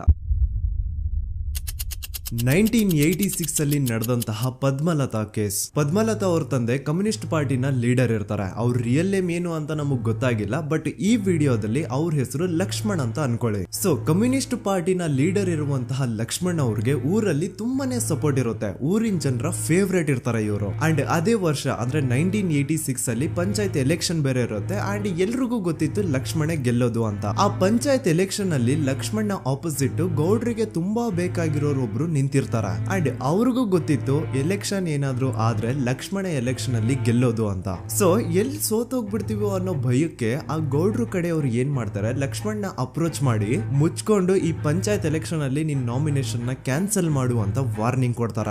ಆದ್ರೆ ಲಕ್ಷ್ಮಣ್ ಅವರು ಅಂಜದೆ ನೀವ್ ಏನ್ ಮಾಡ್ತಿರೋ ಮಾಡ್ಕೊಳ್ರಿ, ಆದ್ರೆ ನಾನ್ ಮಾತ್ರ ನಾಮಿನೇಷನ್ ನ ಕ್ಯಾನ್ಸಲ್ ಮಾಡಲ್ಲ ಅಂತ ಆ ಗೌಡ್ರು ಕುಟುಂಬನ ಎದುರು ಹಾಕೋತಾರ. ದೆನ್ ಎಂತ ಕೋಇನ್ಸಿಡೆನ್ಸ್ ನೋಡಿ, ನೆಕ್ಸ್ಟ್ ಡೇನೆ ಲಕ್ಷ್ಮಣ್ ಅವ್ರ ಮಗಳು ಪದ್ಮಲತಾ ಕಿಡ್ನಾಪ್ ಆಗ್ತಾಳ. ಸುಮಾರು 56 ದಿನ ಅವಳನ್ನ ಯಾರೋ ಕಿಡ್ನಾಪ್ ಮಾಡ್ತಾರೆ ಅಂಡ್ ಆ 56 ದಿನ ಡೈಲಿ ಅವಳನ್ನ ಶೋಷಣೆ ಕೂಡ ಮಾಡ್ತಾರ. ನಂತರ 56 ದಿನ ಆದ್ಮೇಲೆ ಪದ್ಮಲತನ ಬಾಡಿ ನೇತ್ರಾವತಿ ನದಿಲಿ ತೇಲ್ತಾ ಸಿಗುತ್ತಾ. ಆಸ್ ಎಕ್ಸ್ಪೆಕ್ಟೆಡ್ ಈ ಕೇಸಲ್ಲೂ ಪೊಲೀಸ್ ಅವ್ರ ಕಡೆಯಿಂದ ಪ್ರಾಪರ್ ಇನ್ವೆಸ್ಟಿಗೇಷನ್ ಆಗಲ್ಲ ಅಂಡ್ ಯಾರ್ ಪದ್ಮಲತನ ಕಿಡ್ನಾಪ್ ಮಾಡಿದ್ರು, ಯಾರು ಅವಳನ್ನ 15 ದಿನವರೆಗೂ ಶೋಷಣೆ ಮಾಡಿ ನಂತರ ಅವಳನ್ನ ಅಷ್ಟು ಭೀಕರವಾಗಿ ಸಾಯಿಸಿದ್ರು ಅಂತ ಇವತ್ತಿನ ದಿನದವರೆಗೂ ಗೊತ್ತಾಗಿಲ್ಲ. ಮತ್ತೆ ನಮಗೆ ಗೊತ್ತಾದದು 22ಕ್ಕೆ ಸ್ಕೂಲ್ ಡೇ 56 ದಿನ ಕಳೆದು ಹೊಳೆಯಲ್ಲಿ ಹೆಣ ಉಂಡು ಅಂತ ಕೇಳಿ ಪೊಲೀಸಿನವರು ಬರುವಾಗ ಬಂದು ಹೇಳುವಾಗ ನಮಗೆ ಗೊತ್ತಾದ. ಅವರು ನನ್ನನ್ನು ಕರ್ಕೊಂಡು ಹೋಗಿ ಅಲ್ಲಿ ಹೋಗಿವೆ. ಇನ್ನೊಂದು ಲಾಸ್ಟ್ ಕೇಸ್ ಇದೆ, ಇದು ಅರ್ಲಿ 2000 ಅಲ್ಲಿ ನಡೆದಿರೋದು. ಇವ್ರದ್ದು ಅಷ್ಟಾಗಿ ಡೀಟೇಲ್ಸ್ ನಾನು ಹೇಳಲ್ಲ, ಜಸ್ಟ್ ಮೇಲ್ ಹೇಳ್ತೀನಿ. 2000 ಇಸ್ವಿಯಲ್ಲಿ ಧರ್ಮಸ್ಥಳದಲ್ಲಿ 2 ಫಿನಾನ್ಸ್ ಬ್ಯಾಂಕ್ ಇರ್ತಾವೆ. ಒಂದು ಅಗೇನ್ ರಿಯಲ್ ನೇಮ್ ತಗೊಳ್ಳೋದು ಬೇಡ, ಲೈಕ್ ಜಸ್ಟ್ ಸಹಕಾರ ಗ್ರಾಮೀಣ ಬ್ಯಾಂಕ್ ಅನ್ಕೊಳ್ಳಿ. ಅಂಡ್ ಇನ್ನೊಂದು ಬಂದ್ಬಿಟ್ಟು ಫೈನಾನ್ಸ್ ಪ್ರೈವೇಟ್ ಲಿಮಿಟೆಡ್ ಬಂದು ಗೌಡ್ರು ಕುಟುಂಬ ಅವ್ರಿಗೆ ಸೇರಿದ್ದು. ಆ ಕಡೆ ಇವ್ರ ಆಪೋಸಿಟ್ ಏನದು ಗ್ರಾಮೀಣ ಬ್ಯಾಂಕ್ ಇತ್ತು, ಅದರಲ್ಲಿ ಒಬ್ಬ ಮ್ಯಾನೇಜರು ಬಡವ್ರಿಗೆ ಸಹಾಯ ಆಗ್ಲಿ ರೈತರಿಗೆ ಸಹಾಯ ಆಗ್ಲಿ ಅಂತ ತುಂಬಾ ಕಡಿಮೆ ಬಡ್ಡಿಗೆ ಲೋನ್ ಕೊಡ್ತಿರ್ತಾನೆ. ಇದರಿಂದಾಗಿ ಧರ್ಮಸ್ಥಳದಲ್ಲಿ ಆಲ್ಮೋಸ್ಟ್ ಎಲ್ಲಾ ಕಸ್ಟಮರ್ಸ್ ಆ ಗ್ರಾಮೀಣ ಬ್ಯಾಂಕ್ ಕಡೆಗೆ ಹೋಗ್ತಿರ್ತಾರೆ, ಪ್ರೈವೇಟ್ ಲಿಮಿಟೆಡ್ ಕಡೆಗೆ ಯಾರು ಬರ್ತಿರಲ್ಲ. ಇದರಿಂದ ಗೌಡ್ರಿಗೆ ಲಾಸ್ ಆಗ್ತಿರುತ್ತ. ಸೊ ಅವ್ರೇನ್ ಮಾಡ್ತಾರೆ, ಆ ಗ್ರಾಮೀಣ ಬ್ಯಾಂಕ್ ನ ಮ್ಯಾನೇಜರ್ ಏನಿದ್ನೋ ಅವನ್ಗೆ ಒಂದು ಸ್ವೀಟ್ ವಾರ್ನಿಂಗ್ ಕೊಡ್ತಾರ. ಮುಚ್ಕೊಂಡು ಇನ್ಮೇಲೆಯಿಂದ ನಿನ್ ಲೋನ್ಸ್ ಕೊಡೋದನ್ನ ನಿಲ್ಸ್ಬಿಡು. ಇನ್ ಕೇಸ್ ಲೋನ್ ಕೊಟ್ರು ನಾವ್ ಯಾವ ಇಂಟ್ರೆಸ್ಟ್ ರೇಟ್ ಗೆ ಲೋನ್ ನ ಕೊಡ್ತಾ ಇದೀವೋ ಅದೇ ರೇಟ್ ಗೆ ನೀನು ಕೊಡುವ ಅಂತ ಫೋರ್ಸ್ ಮಾಡ್ತಾರ. ಆದ್ರೆ ಆ ಗ್ರಾಮೀಣ ಬ್ಯಾಂಕ್ ನ ಮ್ಯಾನೇಜರ್ ಇದ್ಯಾವುದನ್ನು ಕಿವಿಗೆ ಹಾಕೊಳ್ಳಾರ್ದೆ ಅವನ್ ಕೆಲಸ ಅವ್ನ್ ಮಾಡ್ಕೊಂಡು ಹೋಗ್ತಾನ. ದೆನ್ ಸಡನ್ಲಿ ಒಂದು ದಿನ ಬ್ಯಾಂಕ್ ಮ್ಯಾನೇಜರ್ ನ ಹೆಂಡತಿನ ಮನೆ ಒಳಗಡೆನೆ ನುಗ್ಗಿ ಯಾರು ಮಾಡಿ ತುಂಬಾ ಭೀಕರವಾಗಿ ಸಾಯಿಸ್ಬಿಡ್ತಾರ. ಇದ್ರ ರಿಗಾರ್ಡಿಂಗ್ ಆ ಬ್ಯಾಂಕ್ ಮ್ಯಾನೇಜರ್ ಪೊಲೀಸ್ ಸ್ಟೇಷನ್ ಅಲ್ಲಿ ಕಂಪ್ಲೇಂಟ್ ಕೊಡಕ್ ಹೋದ್ರೆ ಪೊಲೀಸ್ ಅವರು ಉಲ್ಟಾ ಆ ಬ್ಯಾಂಕ್ ಮ್ಯಾನೇಜರ್ ಹೆಸರಲ್ಲೇ FIR ಬರ್ದು ನೀನೇ ನಿನ್ ಹೆಂಡತಿನ ಸಾಯಿಸಿದ್ಯಾ ಅಂತ ಅವನ್ನೇ ಅರೆಸ್ಟ್ ಮಾಡ್ಬಿಡ್ತಾರ. ನಂತರ 1-2-3 ವರ್ಷ ಆ ಬ್ಯಾಂಕ್ ಮ್ಯಾನೇಜರ್ ಜೈಲಲ್ಲಿ ಇರ್ತಾನೆ. ಅದಾದ್ಮೇಲೆ ಅವನ ಕ್ರೈಮ್ ನ ಮಾಡಿಲ್ಲ ಅಂತ ಕೋರ್ಟ್ ಅಲ್ಲಿ ಪ್ರೂವ್ ಆಗುತ್ತೆ. ಆದ್ರೆ ರಿಯಲ್ ಕ್ರೈಮ್ ಮಾಡಿದವರು ಯಾರು ಅಂತ still it's A question mark. And ಇನ್ನೊಂದು ನಾರಾಯಣ ಅಂಡ್ ಯಮುನಾ ಕೇಸ್ ಬಗ್ಗೆ ಅಂತೂ ನಾನು ಆಗ್ಲೇ ನಿಮ್ಗೆ ಎಕ್ಸ್ಪ್ಲೇನ್ ಮಾಡಿದೆ. ಸೊ ಎಂತಹ ಕೋ ಇನ್ಸಿಡೆಂಟ್ಸ್ ಗಳು ನೋಡಿ, ಯಾರೆಲ್ಲ ಆ ಧರ್ಮಸ್ಥಳದಲ್ಲಿ ಗೌಡ್ರು ಕುಟುಂಬನ ಎದುರಾಕೊಂಡಿದಾರೋ ಅವ್ರ ಜೀವನದಲ್ಲಿ ಏನೋ ಒಂದು ತುಂಬಾ ದೊಡ್ಡ ದುರಂತ ನಡೆದು ಹೋಗುತ್ತಾ. ಅಂಡ್ ಸರ್ಪ್ರೈಸಿಂಗ್ಲಿ ಅವ್ರ ಕೇಸಲ್ಲಿ ಪೊಲೀಸ್ ಅವ್ರ ಕಡೆಯಿಂದ ಪ್ರಾಪರ್ ಇನ್ವೆಸ್ಟಿಗೇಷನ್ ಆಗಲ್ಲ. ಅಂಡ್ ಯಾರ ಕ್ರೈಮ್ ನ ಮಾಡಿದ್ರು ಅಂತ ಯಾವತ್ತೂ ಹೊರಗ್ ಬರೋದೇ ಇಲ್ಲ. ಸೊ ಈ ಗೌಡ್ರು ಕುಟುಂಬದವರು ಧರ್ಮಸ್ಥಳದಲ್ಲಿ ಬೇಜನ್ ಕರ್ಮಕಾಂಡಗಳನ್ನ ಮಾಡಿದ್ದಾರೆ. ಅಂಡ್ ಅವ್ರ ಪವರ್ ಅಂಡ್ ಅವ್ರಿಗಿರುವಂತಹ ಇನ್ಫ್ಲೂಯೆನ್ಸ್ ಇಂದ ಆ ಎಲ್ಲಾ ಕೇಸ್ ನ ಮುಚ್ಚಾಕಿದ್ದಾರೆ ಅಂತ ಮಹೇಶ್ ಹಾಗೂ ಗಿರೀಶ್ ಮುಟ್ಟಣ್ಣನವರ ಹೇಳಿಕೆ ಆಗಿದೆ. ಸೊ ಗೌಡ್ರು ಫ್ಯಾಮಿಲಿನ ಟ್ರ್ಯಾಕ್ ರೆಕಾರ್ಡ್ ನೋಡಿದ್ರೆ ಧರ್ಮಸ್ಥಳದಲ್ಲಿ ಒಂದು ಹುಡುಗಿನ ರೇಪ್ ಅಂಡ್ ಮರ್ಡರ್ ಮಾಡಿ ದೆನ್ ಪೊಲೀಸ್ ಅವ್ರಿಗೆ ಲಂಚ ಕೊಟ್ಟು ಇನ್ವೆಸ್ಟಿಗೇಷನ್ ನ ಮಿಸ್ಲೀಡ್ ಮಾಡೋಷ್ಟು ಪವರ್ ಇನ್ಫ್ಲೂಯೆನ್ಸ್ ಈ ಗೌಡ್ರು ಕುಟುಂಬಕ್ಕೆ ಮಾತ್ರ ಇರೋದು. ಈಗ ಸಂತೋಷ್ ರಾವ್ ಅಂತೂ ಸೌಜನ್ಯ ಕೇಸಲ್ಲಿ ಆರೋಪಿ ಅಲ್ಲ ಅಂತ ಪ್ರೂವ್ ಆಯ್ತು. ಹಾಗಿದ್ರೆ ರಿಯಲ್ ಆರೋಪಿ ಯಾರು? ನೆನಪು ಮಾಡ್ಕೊಳ್ಳಿ, 11 ಅಕ್ಟೋಬರ್ 2012 ಸಂಜೆ 5 ಗಂಟೆ ಹಾಗೆ ಬಾಹುಬಲಿ ಬೆಟ್ಟದಲ್ಲಿ ಸಂತೋಷ್ ರಾವ್ ತನ್ನ ಪಾಡಿಗೆ ತಾನು ಸೀನರೀಸ್ ನ ಎಂಜಾಯ್ ಮಾಡ್ಕೊಂಡು ಸುಮ್ನೆ ಕೂತಿರ್ಬೇಕಾದ್ರೆ ಅವನ ಹತ್ರ 5 ಜನ ಕಿಡಿಗೇಡಿಗಳು ಬಂದು ಜಗಳ ತೆಗಿತಾರ. ಆ 5 ಜನ ಕಿಡಿಗೇಡಿಗಳು ಯಾರು ಅಂತ ನಾನು ಇಲ್ಲಿವರೆಗೂ ನಿಮ್ಗೆ ಹೇಳಿಲ್ಲ. ಸೊ ಅವರು ಬೇರೆ ಯಾರು ಅಲ್ಲ, ಚಿಕ್ಕ ಗೌಡ್ರು ಮಗ ನಿಶಾಂತ್ ಜೈನ್ ನ ವೆರಿ ಕ್ಲೋಸ್ ಫ್ರೆಂಡ್ಸ್. ಅವ್ರು ದಣಿ ಮಾಡಿರುವಂತಹ ಕ್ರೈಮ್ ಅಲ್ಲಿ ಬೇರೆ ಯಾರನ್ನಾದ್ರೂ ಸಿಗಿಸ್ಬೇಕಲ್ಲ ಅಂತ ಇವ್ರು ಬಕ್ರ ಹುಡುಕ್ತಾ ಇರ್ಬೇಕಾದ್ರೆ ಆಗ ಇವ್ರಿಗೆ ಸಿಗೋದೆ ಸಂತೋಷ್ ರಾವ್. ಅಗೇನ್ ಇನ್ನೊಂದು ಎಂತ ಕೋಇನ್ಸಿಡೆನ್ಸ್ ನೋಡಿ, ಸಂತೋಷ್ ರಾವ್ ಸೌಜನ್ಯ ಕೇಸಲ್ಲಿ ಅರೆಸ್ಟ್ ಆದ ನಂತರ ಚಿಕ್ಕ ಗೌಡ್ರು ಮಗ ನಿಶಾಂತ್ ಜೈನ್ ದೇಶನೇ ಬಿಟ್ಟು ಹೋಗ್ಬಿಡ್ತಾನ. ಈ ಕೇಸಲ್ಲಿ ಚಿಕ್ಕ ಗೌಡ್ರು ಮಗ ಇನ್ವಾಲ್ವ್ಮೆಂಟ್ ಇದೆ ಅಂತ ಯಾರಿಗೂ ಡೌಟೇ ಬರ್ತಾ ಇರ್ಲಿಲ್ಲ. ಡೌಟ್ ಯಾವಾಗ ಬಂತು ಅಂದ್ರೆ ಆ 5 ಜನ ಕಿಡಿಗೇಡಿಗಳು ಯಾರು ಸಂತೋಷ್ನ ಈ ಒಂದು ಕೇಸಲ್ಲಿ ಸಿಗಾಕ್ಸಿದ್ರು ಆ 5 ಜನರಲ್ಲಿ ಒಬ್ಬ ರವಿ ಪೂಜಾರಿ ಅಂತಾನು ಇರ್ತಾನೆ.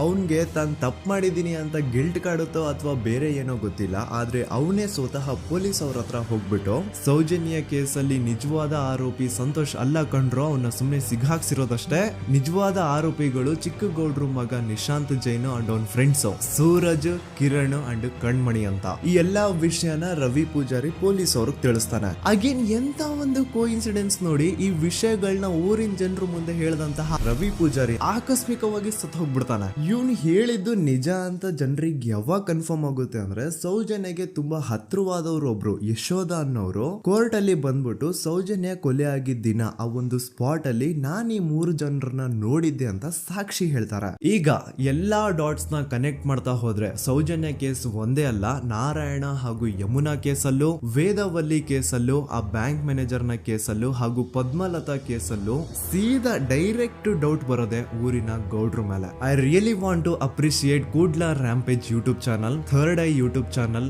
ಗಿರೀಶ್ ಮುಟ್ಟಣ್ಣನವರು ಸರ್ ಹಾಗೂ ಮಹೇಶ್ ಅವರು ಅಂಡ್ ಆಲ್ ಅದರ್ಸ್. ಇವರ ಕಾನ್ಸ್ಟೆಂಟ್ ಎಫರ್ಟ್ಸ್ ಇಂದಾನೆ ಸತ್ಯ ಏನಂತ 1 by 1 ಹೊರಗೆ ಬರ್ತಿದೆ and they are trying their level best to catch real criminals. At present Soujanya case ಬಗ್ಗೆ ಅಪ್ಡೇಟ್ ಏನು ಅಂತಂದ್ರೆ ಹೈಕೋರ್ಟ್ ವರೆಗೂ ಈ ಒಂದು ಕೇಸ್ ಹೋಗಿದೆ ಅಂಡ್ ಈ ಕೇಸಲ್ಲಿ ಈಗ ಇನ್ನೊಮ್ಮೆ ಮತ್ತೆ ಫ್ರೆಶ್ ಆಗಿ ರೀಇನ್ವೆಸ್ಟಿಗೇಷನ್ ಸ್ಟಾರ್ಟ್ ಆಗಬೇಕು ಅಂತ ಹೋರಾಟ ನಡೀತಿದೆ. ಸುದೂತ ಪ್ರಜೆಗಳೇ, ಇದಾಗಿತ್ತು ಸೌಜನ್ಯ ಕೇಸ್ ಬಗ್ಗೆ ನಮ್ಮ ಒಂದು ಡೀಟೇಲ್ಡ್ ವಿಡಿಯೋ. ಈ ವಿಡಿಯೋದಲ್ಲಿ ನನ್ನಿಂದ ಎಲ್ಲಾದ್ರೂ ಏನಾದ್ರೂ ಚಿಕ್ಕ ಪುಟ್ಟ ಇನ್ಫಾರ್ಮೇಶನ್ ಮಿಸ್ ಆಗಿದ್ರೆ ಅಥವಾ ಮಿಸ್ಟೇಕ್ ಆಗಿದ್ರೆ ಅದನ್ನ ದಯವಿಟ್ಟು ಕಮೆಂಟ್ ಸೆಕ್ಷನ್ ಅಲ್ಲಿ ಹೈಲೈಟ್ ಮಾಡಿ. ಈ ವಿಡಿಯೋ ಯಾವಾಗ ಯೂಟ್ಯೂಬ್ ಇಂದ ಡಿಲೀಟ್ ಆಗುತ್ತೋ ನನ್ಗಂತೂ ಗೊತ್ತಿಲ್ಲ. ಸೊ ಪ್ಲೀಸ್ ಆದಷ್ಟು ಬೇಗ ಇದನ್ನ ಎಲ್ಲಾ ಕಡೆ ಶೇರ್ ಮಾಡಿ. ಓಕೆ ಪ್ರಜೆಗಳೇ, ಇವತ್ತಿಗಿಷ್ಟು ಸಾಕು ಅನ್ಕೊಳ್ತೀನಿ. ನಾನು ನಿಮ್ಮ ದೂತ ಸಮೀರ್ MD. ಮತ್ತೆ ಸಿಗ್ತೀನಿ ನೆಕ್ಸ್ಟ್ ವಿಡಿಯೋದಲ್ಲಿ.